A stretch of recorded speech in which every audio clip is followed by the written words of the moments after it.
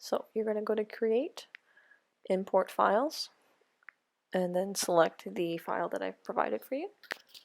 Open, and then import to a single document. And then once it's done loading, you're going to open that up.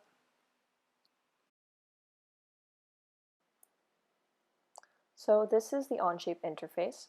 On the top, you'll see the command manager, which shows you all of the different mates that Onshape does. On the left-hand side, you'll see the design tree, which is basically an inventory of the different parts and mates you have in your model. And here is a comment section where you can communicate with your team members. And then this tool on the top right is like a navigation tool, which shows you the different angles of your design. Some other tricks are if you hold down your right mouse button and move your mouse, you'll be able to rotate the model, and if you do the same with your middle scroll button, you'll be able to move it up and down and side to side. So going back to this cube at the top, if you click different surfaces on it, it'll show you different angles of your model. So now I'll show you a command called named positions, which basically allows you to save a specific position that you can switch to at any time. So I'm calling this one test 1. And so in case you move the position of a few parts and you want to easily return to a saved position, you can go to this button named positions and select the position you want, and it'll return to the original one. And finally, clicking on a part will bring up this coordinate system, and at this point you can translate it along the X, Y, or Z directions by moving those arrows, as well as rotate it about any of those axes. So this is if you want to move one part at a time.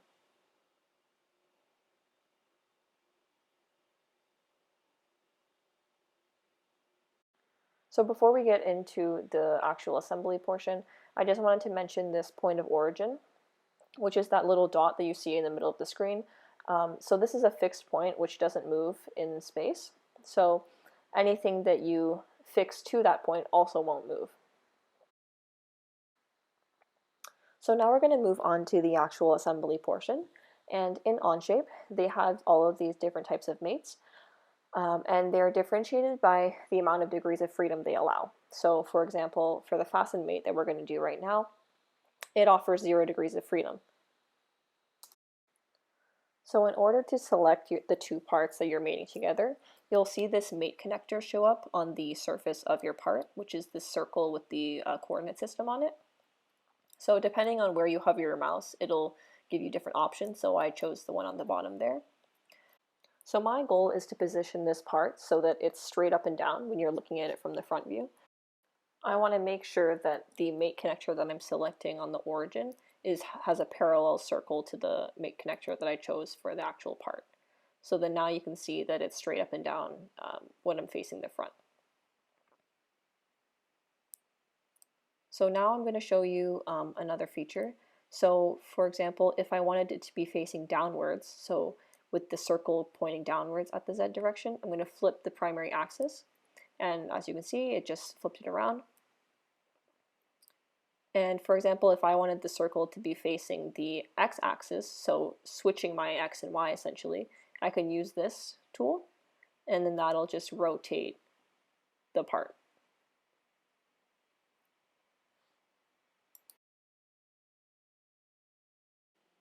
So now we're going to move on to actually assembling these parts. So I always find that it's easier to just see an example than to do all of the theoretical stuff. So the way that this works is it's a slider crank, and this blue part slides along the slot in the red. So we're going to do a slider mate, selecting the mate connectors, making sure that the circles are parallel.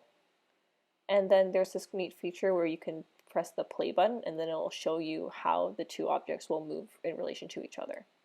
So we're just going to give that a check mark and then see how that moves. So we can see that it was a good mate. The blue and the red are moving in the correct way. And now we're just going to do the same thing with the gray slider. So same thing again, choosing a mate connector on the gray slider.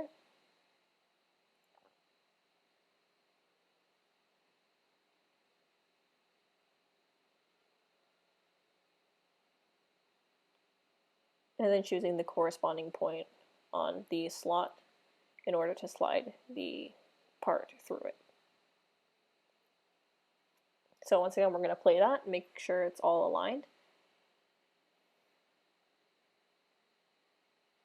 And then that's what the slider mate is. So next we're going to do a revolute mate. So this is between two things that are rotating about each other. So we chose the pin in that second slider, and then also the hole in that connecting pin. Play button again, we're going to see that they're going to be rotating about each other, and that's exactly what we want. So now we're going to do another revolute mate between this pin and that gold piece right there. So I just wanted you to pay attention to where the mate connectors are going. So the two places where the mate connectors are, they're essentially going to be kind of placed on top of each other. So if I were to select a mate connector that was in the middle of that hole, it would connect to the middle, so it wouldn't go all the way to the end, if that makes sense. Yep, so just doing another revolute mate here. And then now I'm going to mate this bottom gray piece and fasten it to the origin point, like we talked about before, so that it's fixed in place and doesn't move. So now I'm just trying to get the angle where the mate connector will be parallel to the one I have right now. Takes a little bit of hovering over.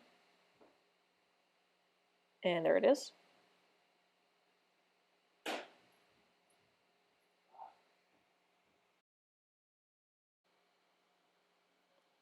So now just by manually moving this yellow piece, we can see that the slider crank is moving the way that it should.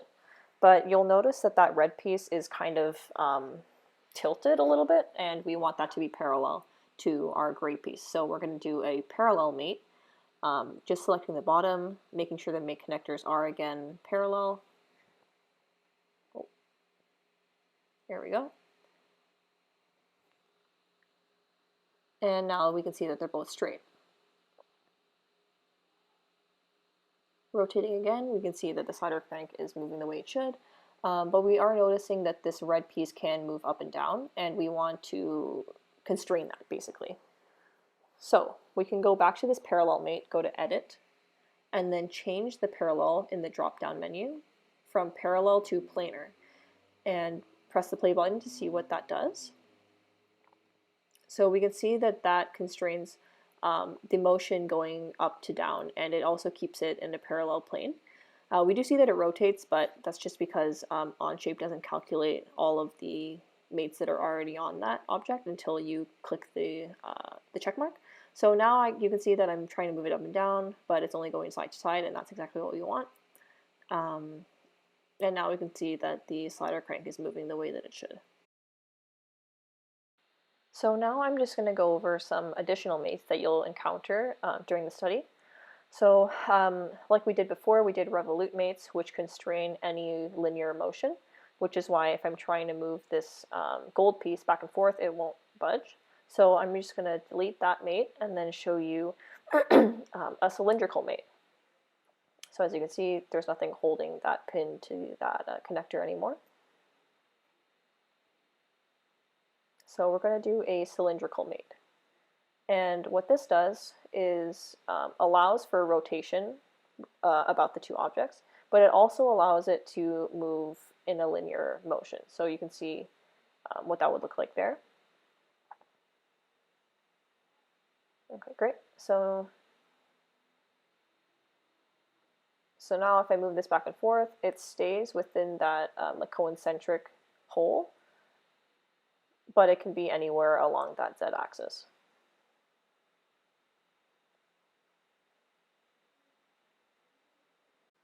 Next is a tangent mate, and we're going to connect this pin. And what we want it to do is basically have this motion in relation to the blue.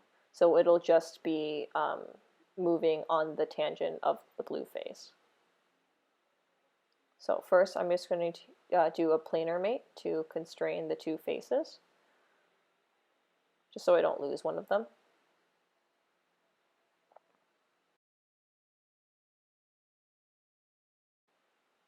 And now clicking on tangent mate, I'm going to click the face, the surface of the pin and also of the slider. And then now we can see how those move in relation to each other. So basically their surfaces are just fixed together. And I can't move it outwards, and I can't move it towards the inside, towards the middle of the blue. Moving on to the pin slot mate, we want this turquoise pin to be able to slide and rotate along this yellow slot. So we go to pin slot mate, selecting our mate connectors, first on the pin and then on the slot, which is proving to be a little bit difficult. And there we go. Again, our trusty play button to see how that moves, and it's not quite what we're looking for. So it's actually going along the x-axis there instead of the y. So we can just reorient our axes. And now we can see that it's moving in the right direction. So let's give that a check mark. And now you can see that it both slides and rotates, which differs from a slider mate that only slides. So the final mate that we're going to do is called the ball mate. And just looking at these two pieces here, the purple wheel has a ball on it, and the green connecting rod has a curved inside to the hole so that a ball can rotate in there. It's not just straight up and down. So we're going to click on ball mate and then choose the surface of the round ball, which is easy. And then here's where it gets a little bit tricky. So depending on where you hover the mouse and what angle you attack it, you'll see different areas for mate connectors to appear. So at this angle you see that there's 3, so 1, 2, 3 places to mate it. So if you choose the one on the edge there, you'll see it looks fine, and then when you turn it around, it doesn't really fit.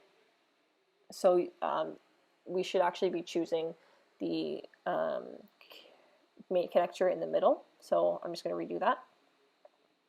So again, selecting the ball, any surface, any part of it, and then now we're going to try and see if we can get the middle.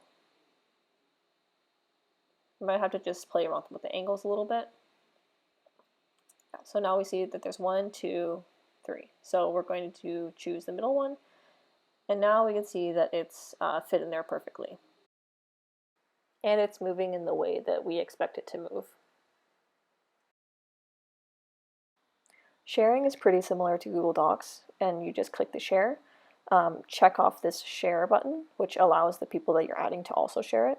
And then you're just going to type in their email and then make sure it's can edit and then click on share, which then you'll see this is a list of everybody who has permissions.